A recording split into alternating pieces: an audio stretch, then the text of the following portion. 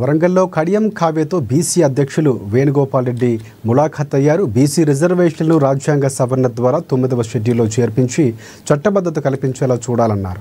ఇందుకోసం డిసెంబర్ 1వ తేదీన జరిగే పార్లమెంటు సమావేశంలో రాహుల్ గాంధీ తన సభ్యులతో స్తంభింపజేసేలా కృషి చేయాలని కోరారు. బీసీ రిజర్వేషన్లకు చట్టబద్ధత కలిగించేలా కేంద్ర ప్రభుత్వంపై ఒత్తిడి పెంచేందుకు ముఖ్యమంత్రి రేవంత్ రెడ్డి పోరాడాలని చెప్పారు.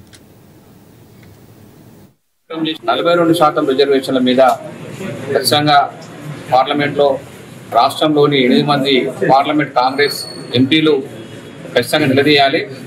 కేంద్ర ప్రభుత్వాన్ని నిలదీసి 9వ షెడ్యూల్లో పెట్టి రాజ్యాంగ సవరణ చేశారు కూడా మీరు మా బీసీల గురించి ఉద్యమించాలని చెప్పి మేడం గారికి అందరం తరఫున రిక్వెస్ట్ చేస్తే మేడం సానుకూలంగా స్పందించి ఖచ్చితంగా రాహుల్ గాంధీ గారిని కలిసి వారిని అందరినీ కూడా ఈ చట్టం చేసే విధంగా మేము అందరూ ప్రయత్నం చేస్తామని చెప్పి ఎంపీ గారు చెప్పడం జరిగింది. కాబట్టి ఈరోజు కాంగ్రెస్ ప్రభుత్వాన్ని మేము అడుగుతున్నాం. ఈరోజు 42% రిజర్వేషన్ ఇవ్వకుండా సర్పంచ్ ఎలక్షన్లు పోతామని చెప్పడం అనేది కరెక్ట్ కాదు.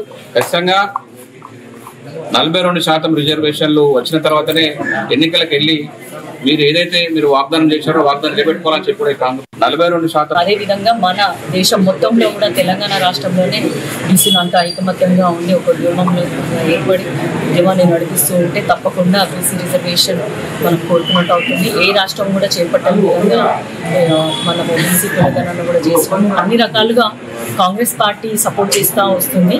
కానీ బీజేపీలో ఉన్న ఎంపీలు ఇక్కడ తెలంగాణలో కానీ అక్కడ దేశంలో కానీ వాళ్ళు మాత్రము వారి వాయిస్ చెప్పట్లేదు.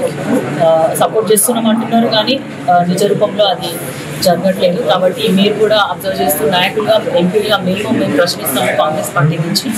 అదేవిధంగా మీరు కూడా ప్రజలకి అర్థం చేసే విధంగా అసలు బీసీలకి